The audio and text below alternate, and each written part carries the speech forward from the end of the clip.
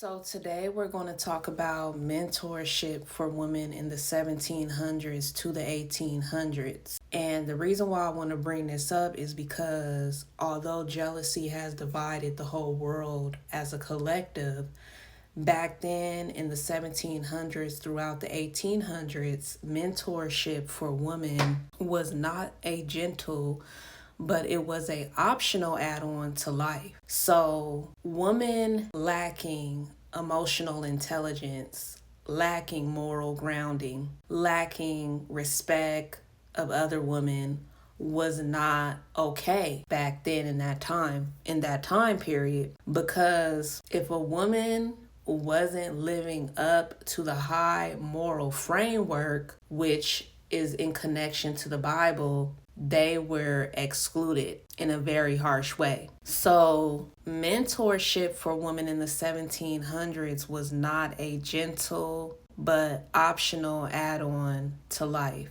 It was woven into the fabric of family, schooling, religion, and law. Older women, school mistresses, and religious guides all mentored women in the arts of modesty, femininity, and disciplined living. So every woman in the town, to an accountability, had to mentor women in areas in which they needed to be mentored. And this also goes back to Bible scripture that says, you must love your neighbor as yourself. Leviticus chapter 19, verse 18, where God is commanding active care, restraint from harm, fairness, and goodwill towards others, equally to how we naturally protect ourselves. Mentorship function as a protection shield, faith, discipline, modesty, emotional regulation, inner strength. One mistake could cost a woman security for life. We also see this in the movie Princess Diaries. In the movie, Mia's grandmother is Queen Clarice Rinaldi. The character name Clarice matters because her entire identity is built around duty, monarchy, and legacy, not celebrity or romance. And Mia's grandmother was born in the 1800s, and Clarice mentored her into becoming a princess. Queen Clarice represents old world royalty. Clarice was born and trained for it from childhood. Every aspect of her life, posture, speech, dress, emotional control, would have been governed by royal protocol, public scrutiny, political consequence, the survival of the monarchy itself. So when she was mentoring Mia on how to be more ladylike, even changing how she dressed and making her look more feminine and beautiful, it mirrors exactly how 18th and 19th century royal and aristocratic women were mentored. Not to dominate loudly, but to govern through controlled presence. That's why her mentorship felt obsessive. But back then, when it came to women mentoring other women, its existential responsibility was serious.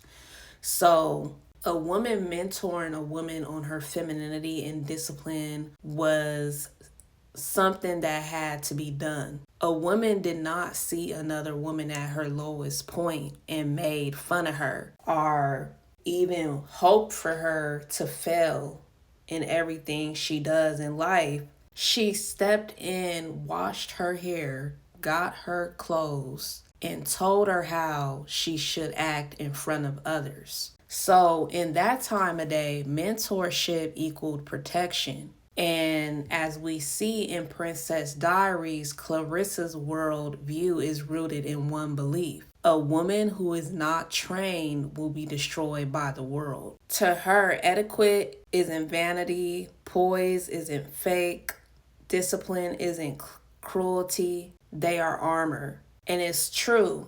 Once a woman loses her dignity, her morals, and her discipline and her wisdom, she loses control of her life navigation. Some women can say, oh, well, I don't care if I have a lot of sex with a lot of guys. I don't care if I'm casually dating without standards, yet each year we see women breaking down in tears because they didn't hold enough standards for themselves. We see how the woman from the 1700s and 1800s had to woven mentorship into society, because when division becomes more great in society, when we are not living by Bible principles as a social collective, there is a great distress. There is a lot of loss. There is a lot of sadness because there are things out of place. From the women of the 1700s, we learn that mentorship, helping another woman, and encouraging sisterhood, it is fundamentally important to our society.